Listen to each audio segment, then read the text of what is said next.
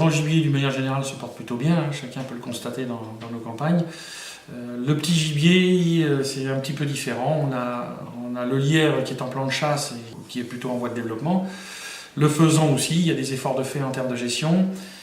Par contre, d'autres espèces comme le lapin de Garenne ou les perdrix, elles souffrent beaucoup plus de la situation et des changements de milieu qui lui sont pas favorables. Donc, voilà. Ça a une incidence sur le nombre de chasseurs du coup?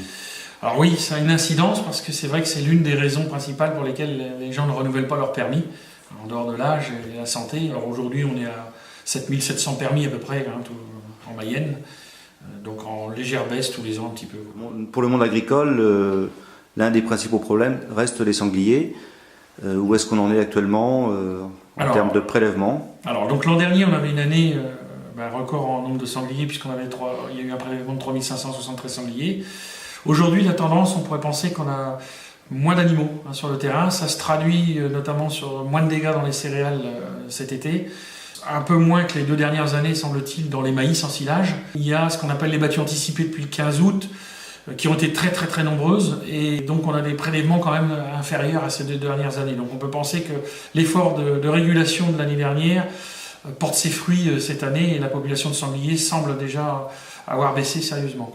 Quel conseil on peut donner aux chasseurs? On parle de tirer 2 sangliers, il faut aller au-delà, Alors, il n'y a plus de PMA en Mayenne, hein, donc ce qui veut dire que les prélèvements ne sont pas limités dans le nombre le jour où il faut chasser. Donc lorsque les animaux sont à prélever et qu'il y a des densités importantes dans certains coins, eh bien il n'y a pas de limite, hein, il faut prélever les animaux, parce que c'est une espèce qui est capable de se reproduire facilement et rapidement.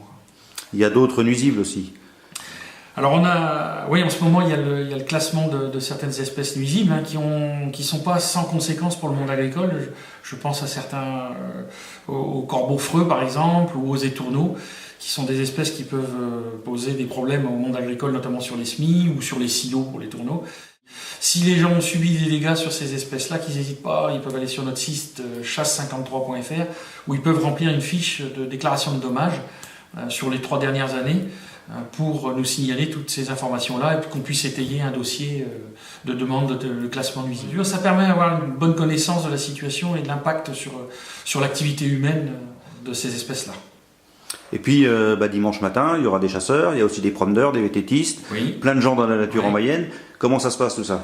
Eh bien, il faut partager la nature. Même si on est beaucoup dans le domaine de la propriété privée en Mayenne, il y a des gens qui peuvent être égarés ou qui sont sur une propriété privée sans en avoir franchement l'autorisation. Il faut rester courtois avec ces gens-là. Il faut partager et puis leur expliquer un peu la situation, leur expliquer que effectivement ils sont sur une propriété privée et qu'il y a une chasse sur le lieu, donc par sécurité leur demander de respecter la propriété privée, quoi. Et puis de se mettre plutôt derrière la crosse. Alors voilà, idéalement, c'est lorsque vous voyez une ligne de chasseurs, c'est pas vous écarter d'eux, mais au contraire de rester sur la ligne pour être, comme vous le dites, derrière la crosse et non pas devant les canons.